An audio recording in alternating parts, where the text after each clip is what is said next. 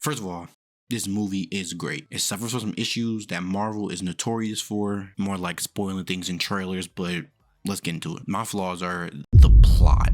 We could have had a tighter plot with less jokes. Even though the jokes was fantastic, I laughed more than once or twice. It was just rapid fire throughout the whole movie. And once you got to the plot, you were like, well, yeah, right, that's what this is about. That's what it's about. Because you will see a character and he'd come back. You'd be like, dang, I forgot he was in this movie, because he's not in the movie for real, but he's an essential character in the plot. So it doesn't really give you the satisfaction at the end of the movie when you see all the stuff transpire. You're like, okay, this happened. But you're like, dang, I forgot this was going on. Or like it'd be long stretches of time where you're watching the movie and then you like, don't they have something to do right now? But you just get joke after joke after joke. So that kind of throw it off for you. My next point is the characters, specifically Wolverine, and they do not go into his backstory that much. They tell you what happens. They might, talk about it a tad bit, but you don't really get any backstory towards Wolverine.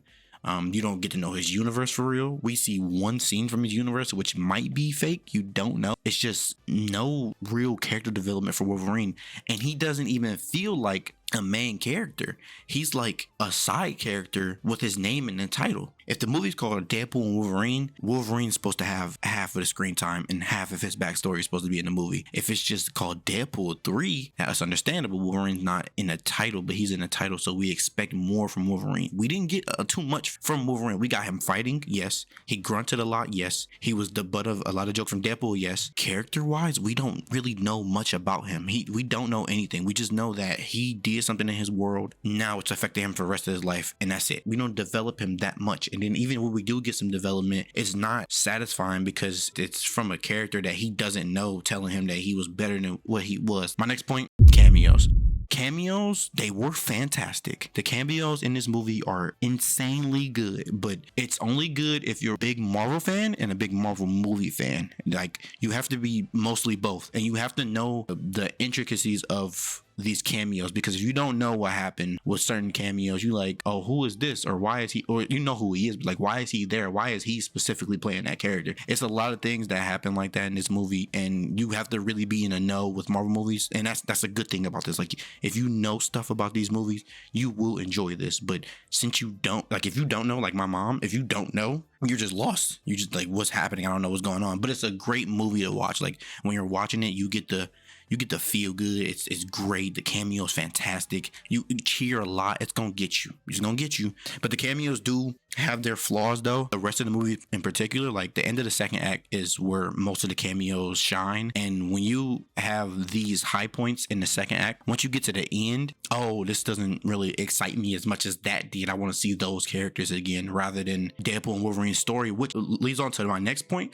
but also goes back to the plot. If the plot isn't like driving us along, why would we care what's going on with the rest of the movie if the cameos excited us more than the plot did? You get what I'm saying? My last point is Marvel and Disney.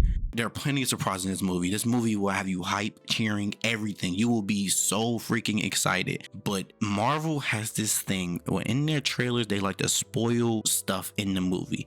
I don't know why Daphne King was shown before the movie, and I don't know why all the Deadpools and Ladypool were shown. That is stuff that's supposed to be kept for the movie, so we don't have the feeling that, okay, well, we've seen this in the trailers, what's going to happen next? That's how I feel when I see stuff like that. Like, okay, I've seen this in the trailers, what's this going to lead to? And it doesn't really lead to much. It just leads to some fight scenes and stuff. Give us the excitement in the movie instead of us not being excited for it. Like, we could have went in and been like, oh my god, I didn't know Ladypool was in this. Oh my god, I didn't know Daphne King was in this. And it would have made their interests better. Like, when Daphne King walked in, I did not feel the satisfaction I was supposed to, because they showed me in the trailer, and I tried to avoid all the trailers. I watched the last trailer and it spoiled it for me. I watched the first one and the last one. I got spoiled. How? I kept away from it the whole time, but that still happened.